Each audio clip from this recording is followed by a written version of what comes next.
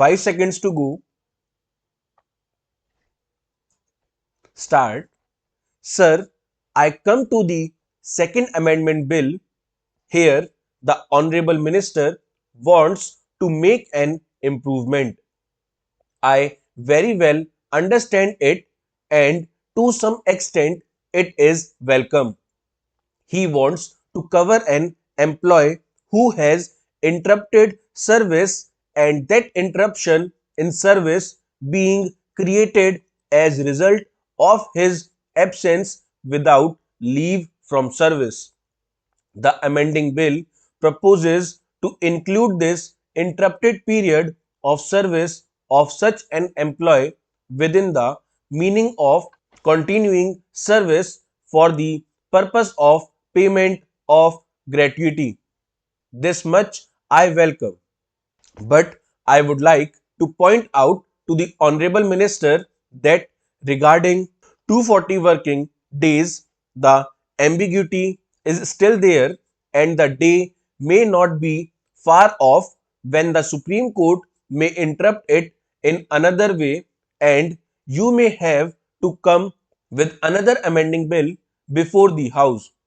So that ambiguity should have been cleared by you. Here again, I beg to submit the Honorable Minister makes a provision which is entirely detrimental to the interests of the worker working in the factory or in some other establishment.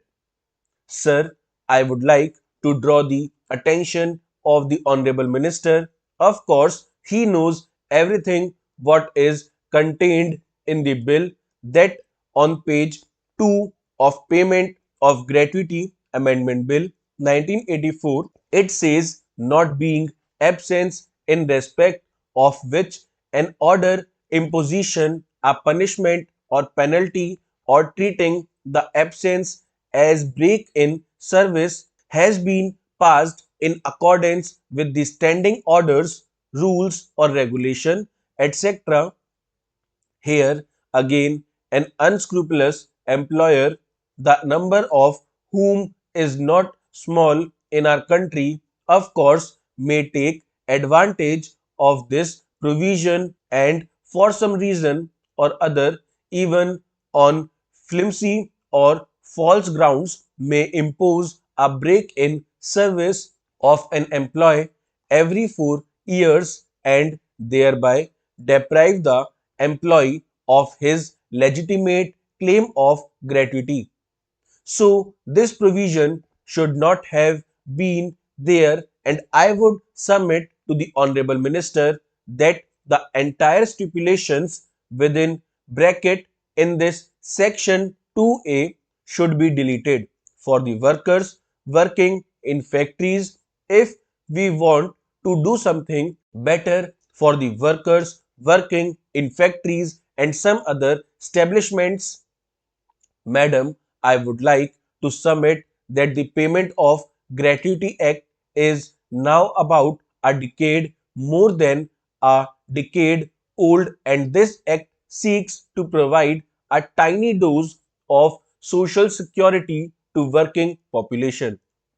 Further, I would like to draw the attention of the Honorable Minister to the fact that the working of this Act, the experience of the working of this Act, the Payment of Gratuity Act 1972 for the last 12 years has not been too much success.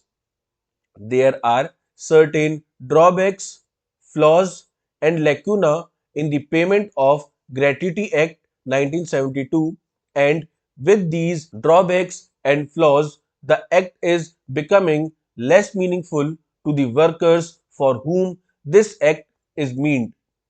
I would like to mention just a few of them. There is a provision that a worker is entitled to get gratuity only after he has completed 5 years of service. Why should there be this limitation of 5 years? Let us take an example. Let us say a worker becomes disabled after 3 years of service. What will be his position?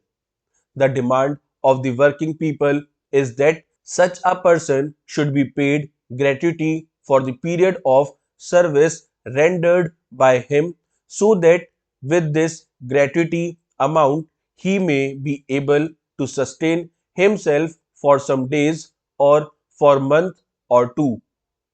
You should, I submit, at best bring down this period of limitation to 1 year of service, because 1 year's duration of service is, I think, quite sufficient to assess or gauge the performance of a worker or employee working in a particular establishment.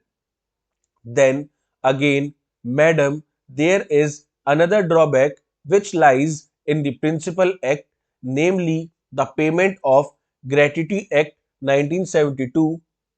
That is, the gratuity amount of a worker is not adequately protected.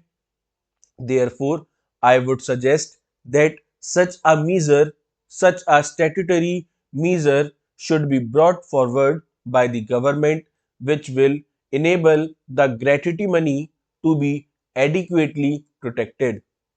There has been a constant demand from different sections of the workers that a gratuity fund should be created like the Provident Fund, with this difference that in the gratuity fund only the employer will be required to deposit his portion of the money.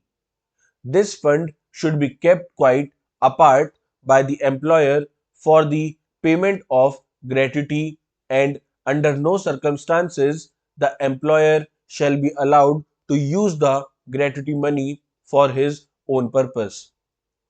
Such an arrangement should have been made in the Gratuity Act. Now, there is another thing, madam, which I would like to point out. Under the present provision, an employee is entitled to gratuity if he works or serves in an establishment which has at least 10 employees initially, at least. You have made an amendment that initially it should be 10. That is not fair. Full stop.